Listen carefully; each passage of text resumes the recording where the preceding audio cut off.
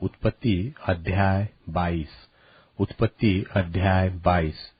इन बातों के पश्चात ऐसा हुआ कि परमेश्वर ने इब्राहिम से यह कहकर उसकी परीक्षा की कि हे इब्राहिम।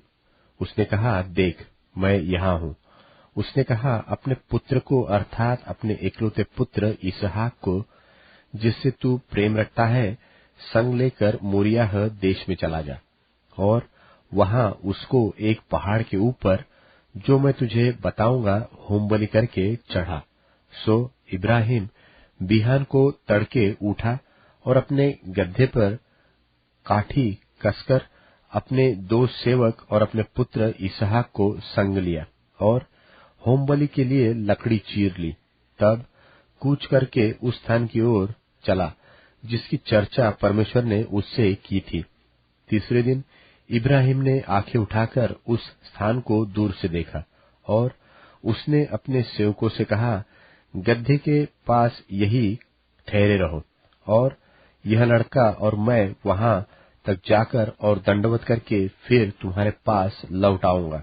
सो इब्राहिम ने होमबलि की लकड़ी लेकर अपने पुत्र इसहाक पर ला दी और आग और छुरी को अपने हाथ में लिया और वे दोनों एक साथ चल पड़े। इसहाक ने अपने पिता इब्राहिम से कहा, हे मेरे पिता। उसने कहा, हे मेरे पुत्र, क्या बात है? उसने कहा, देख आग और लकड़ी तो है, पर होमबलि के लिए भेड़ कहाँ है? इब्राहिम ने कहा, हे मेरे पुत्र, परमेश्वर होमबलि की भेड़ का उपाय आप ही करेगा। सो वे दोनों संग संग आगे चलते गए और वे उस स्थान को जिसे परमेश्वर ने उसको बताया था पहुंचे। तब इब्राहिम ने वहां वेदी बनाकर लकड़ी को चुन चुन कर रखा और अपने पुत्र इसहाक को बांध के वेदी पर की लकड़ी के ऊपर रख दिया और इब्राहिम ने हाथ बढ़ाकर छुरी को ले लिया कि अपने पुत्र को बलि करे। तब यहोवा के दूत ने स्वर्ग से उसको पुकार के कहा, हे इब्राहिम, हे इब्राहिम। उसने कहा, देख मैं यहाँ हूँ। उसने कहा, उस लड़के पर हाथ मत बढ़ा और न उससे कुछ कर, क्योंकि तूने जो मुझसे अपने पुत्र वरन अपने एकलौते पुत्र को भी नहीं रख छोड़ा, इससे मैं अब जान गया कि तू परमेश्वर का भय मानता है। तब इब्राहिम ने आंखें उठाई और क्या देखा कि उसके पीछे एक मेंढा अपने सींगों से एक झाड़ी में फंसा हुआ है। सो इब्राहिम ने जाके उस मेंढे को ले लिया और अपने पुत्र की संति होमबलि करके चढ़ाया और इब्राहिम ने उस स्थान का नाम यहोवा ईरे रखा।